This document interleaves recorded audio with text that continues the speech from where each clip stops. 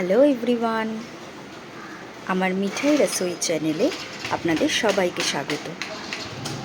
আজকেও চলে এসেছি নতুন একটা ভিডিও নিয়ে। আজকে আপনাদের সাথে শেয়ার করব মশলা রুইয়ের একটি রেসিপি।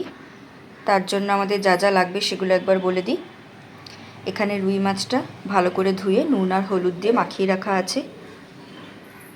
এখানে আছে কাঁচা লঙ্কা কুচি, টমেটো কুচি, পেঁয়াজ কুচি, এটা আদা বাটা, আর এখানে আছে পেঁয়াজ আর রসুনের পেস্ট।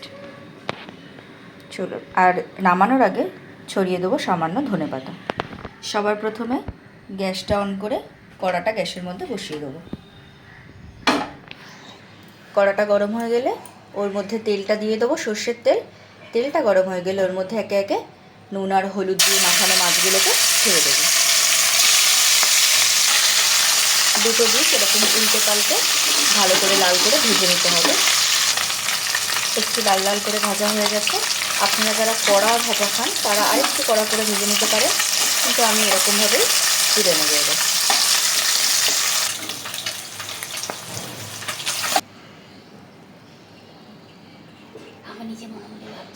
মাছ ভাজার পর কড়ার মধ্যে যে তেলটা ছিল তার মধ্যে আর একটু তেল অ্যাড করব। তেলটা গরম হয়ে গেলে কড়াইয়ের মধ্যে ফোড়নের জন্য দিয়ে দেবো গোটা জিরে। এরপর তেলের মধ্যে দিয়ে দেবো পেঁয়াজ কুচি। ভালো করে নাড়াচাড়া করে নেব। পেঁয়াজগুলো একটু ভাজা ভাজা হয়ে এলে এর মধ্যে কুচনো টমেটোগুলো দিয়ে দেবো। সিদ্ধ হয়ে আসার জন্য সামান্য একটু লবণ ছড়িয়ে দেবো। একটু ভাজা ভাজা হয়ে এসছে, এবার মশলাগুলো দিয়ে দেবো। প্রথমে দিলাম আদা আর কাঁচা লঙ্কা বাটা, এরপর দিয়ে দেবো রসুন বাটা, এরপর দিয়ে দেবো পেঁয়াজ বাটা। এটা একটু ভালো করে মিক্স করতে হবে। কালারের জন্য দিয়ে দেবো পরিমাণ মতো হলুদ গুঁড়ো, আর দেবো পরিমাণ মতো শুকনো লঙ্কা গুঁড়ো, সামান্য পরিমাণ জিরে গুঁড়ো, আর দেবো পরিমাণ মতো ধনে গুঁড়ো।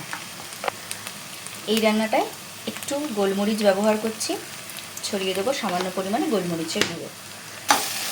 এরপর এই মশলাগুলোকে একটু ভালো করে মিক্স করে নিতে হবে। মশলাটা কষানোর জন্য একটুখানি ঢাকা দিয়ে রাখবো। এবার ঢাকনাটা একটু খুলে দেখব। মশলাটা একটু ভাজা ভাজা হয়ে এসছে। এরপর দিয়ে দেবো পরিমাণ মতো নুন। একটু বুঝে দিতে হবে, কারণ মাছ ভাজার সময় নুন দেওয়া ছিল। এরপর এর মধ্যে দিয়ে দেবো পরিমাণ মতো গরম জল। এবার একটু ফুটে আসলে এর মধ্যে এক এক করে ভেজে রাখা মাছগুলো দিয়ে দেবো।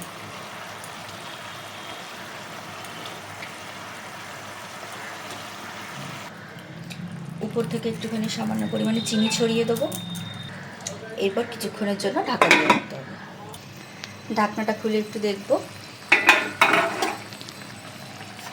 ভালো করে ফুটে গেছে, তেল ছেড়ে এসছে সাইড দিয়ে। এবার মাছগুলোকে একটুখানি উল্টে নিতে হবে। এরপর নামানোর আগে ছড়িয়ে দেবো একটু ধনেপাতা কুচি।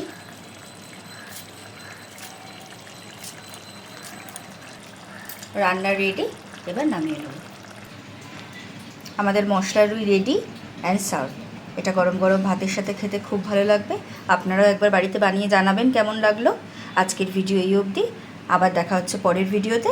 ততক্ষণের জন্য টাটা।